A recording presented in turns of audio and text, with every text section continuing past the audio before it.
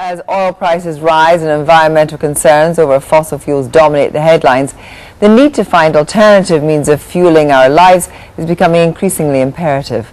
The motor industry is abuzz with news. Japanese firm Honda is to put a hydrogen fuel cell powered car on sale to the public next year. Advocates say hydrogen fuel cells are greener, cars emit only water. But major investment in infrastructure is required if we're to have hydrogen cars. Where do you refill, for example?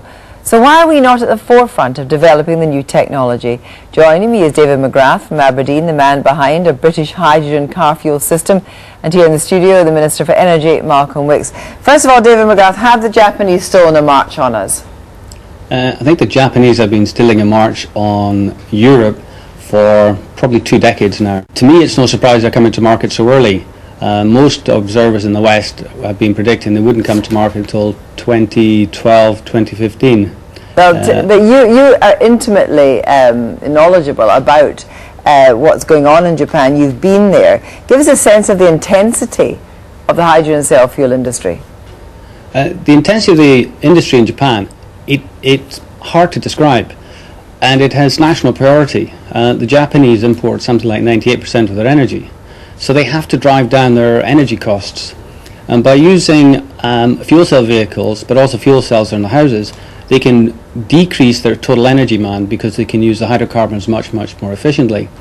But they also have the opportunity to generate a lot of the hydrogen fuel from renewable energy sources that they have around their islands.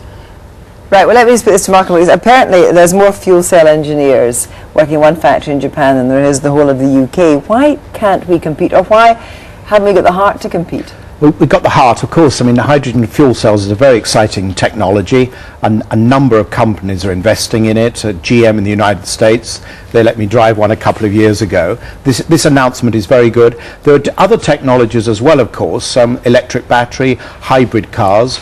Diesel is more climate friendly than other cars.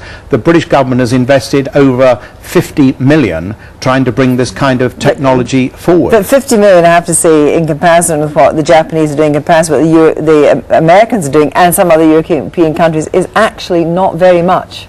Well, they are the major car manufacturers, of course. They own most of the car companies, those countries, although we're building a lot in this country. It's pretty easy to say 50 million is not very much. It's a very considerable investment in an important technology. And set alongside, Kirsty, if I may say so, hundreds and hundreds of millions of pounds that we're investing in other climate-friendly policies, which we need to take account of. We're just sticking with fuel cell technology at the moment. David McGrath, you would say presumably the funding is not sufficient enough, or that it's too piecemeal. What was your own experience? I think it's both. The funding, 50 million, it really is absolutely paltry. The US announced an investment budget of $1.2 billion. The UK now is the lowest per capita investment in these technologies in the whole of the developed world. I think we're only ahead of Portugal. It really is utterly appalling.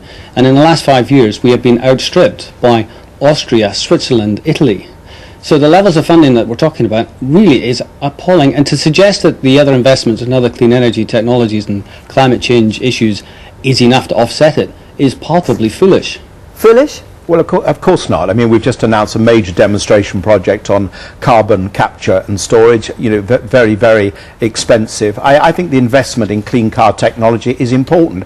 And it's not just the investment I've mentioned, it's excise duty, which now favours cleaner and greener cars. It's policies like the congestion charge in London, which favours that kind of vehicle. I think a number of countries are But would we like to be the country that actually, I mean, you say we don't have car plants, but a lot of these European countries we're talking about don't have huge car plants either. No, we have car plants. We're building a lot of cars, of course, but what I'm saying is the major car manufacturers tend now to be foreign-owned from the countries that we've heard about. Isn't it about the government driving policy and incentivising development? Yes, like that? And we are. I mean, of the 50 million I mentioned, 30 million was announced only last month, for research and development in this kind of car technology.